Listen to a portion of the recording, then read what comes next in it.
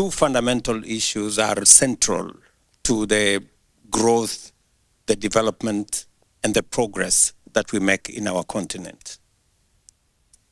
Number one is integration, the free movement of goods, services, and people. The challenge that we've had over the years is the interconnectedness of Africa. Challenges of travel from one country to the other, either by air, by sea, or by rail, or by road. Progressively working with partners like JICA, we have made progress. Not as much as we could, but we have made significant progress in modernizing our ports. For example, modernizing the port of Mombasa to make it much more efficient for purposes of moving goods and services around our continent. We are invested in transport networks. At the moment, we are discussing the building of the railway from Kenya to Uganda to DRC, and finally to join it to the other side on the Atlantic, and many other transport routes. So importantly, to connect Africa is of significant importance, and I must congratulate Japan for participating in connecting our continent.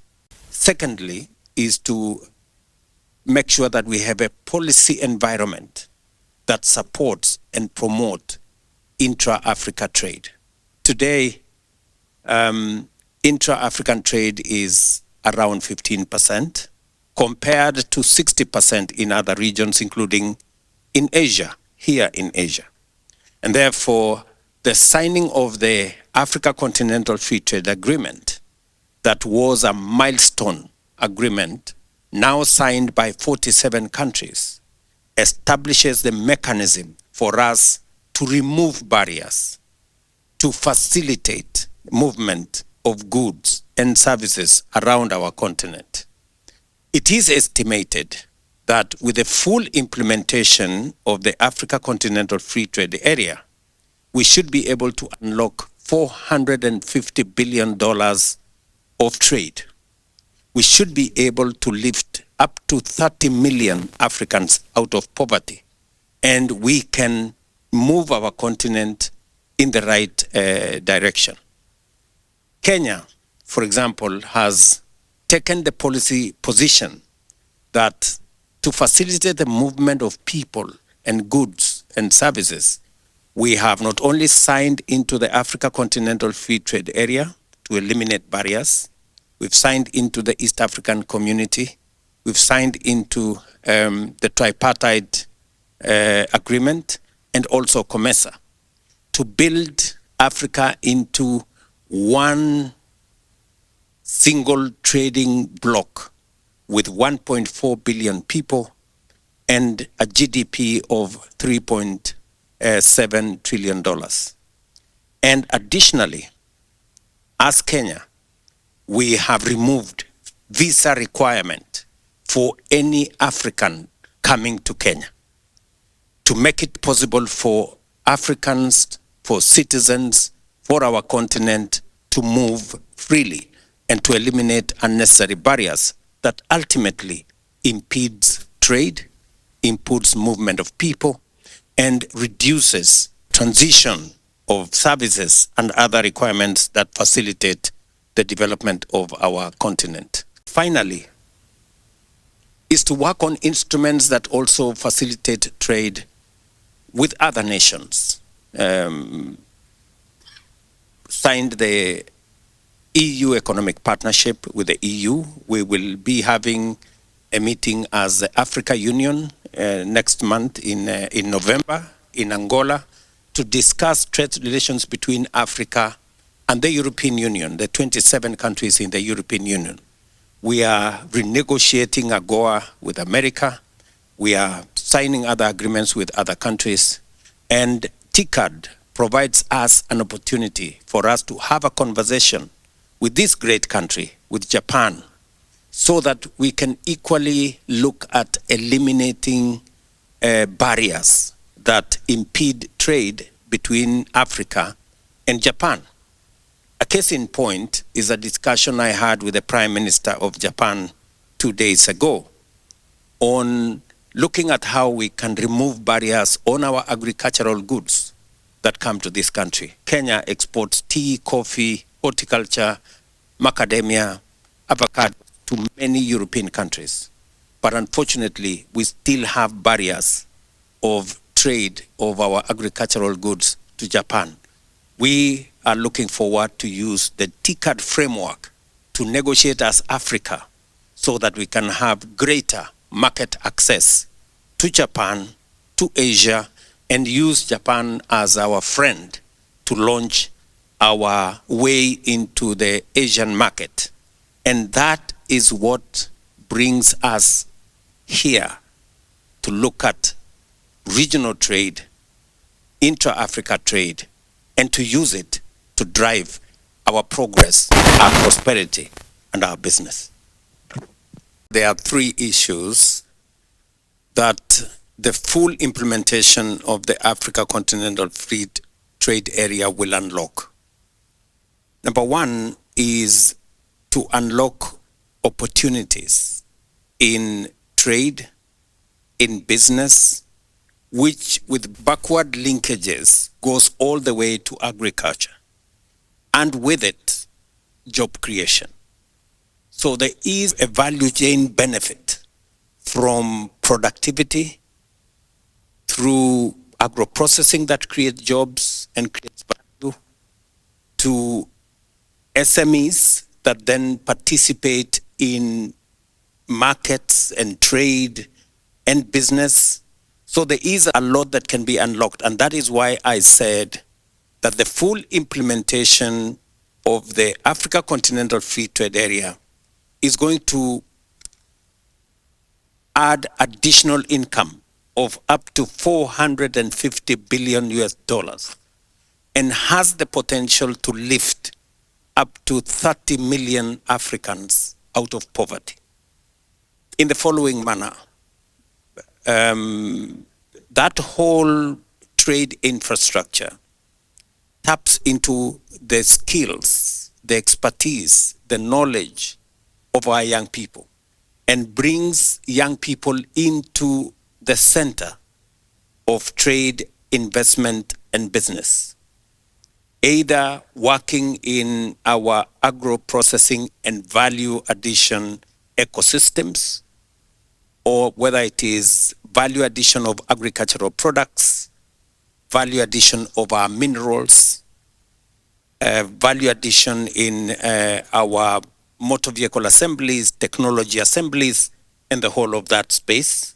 Secondly, apart from job creation, and I'm talking about real jobs, that's what we are experiencing, for example, in Kenya. We're doing more in our county aggregation and industrial parks to add value to our products. We're working with the special economic zones to add value to our products, both for consumption locally and for trade with other countries. That's number one. Number two, it brings the private sector into the equation. And with it, private sector expertise, private sector capital to support the whole growth of the African continent. Private sector will come in as processors. They will come in as traders. They will come in as logistics. They will work with institutions or corporations like Ethiopian Airlines, Kenya Airways. These are corporations that will benefit in enabling logistic movement of the products we produce in our continent. And therefore, it benefits the young people of our continent, and Kenya and Africa, for that matter, being a very young continent.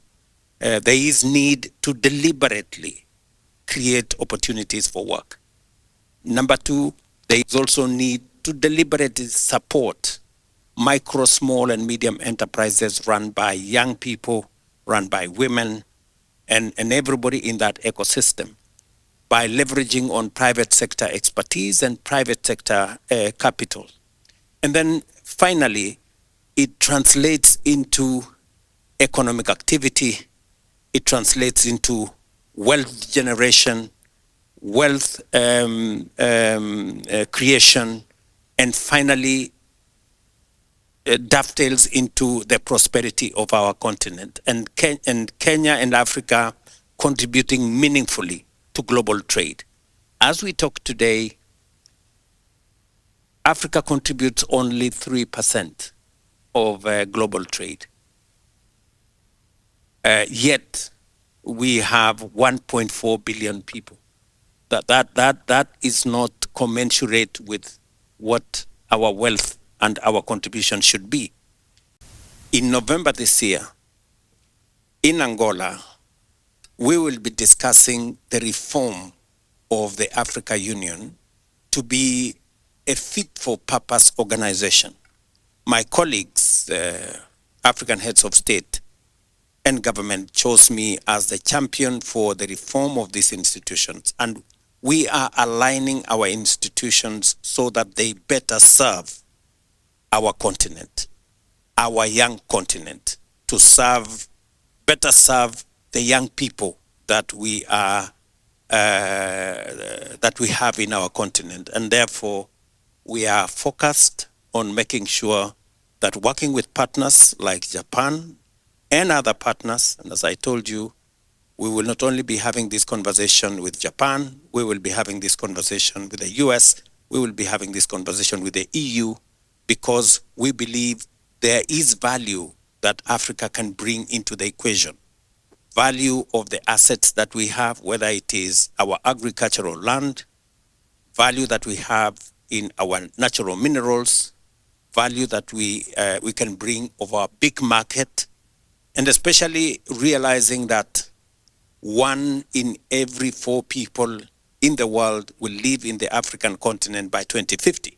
So we will form the largest market, and it is us as leaders of today to prepare ourselves and the entire space to be ready for the Africa that we are looking forward to in the very near future.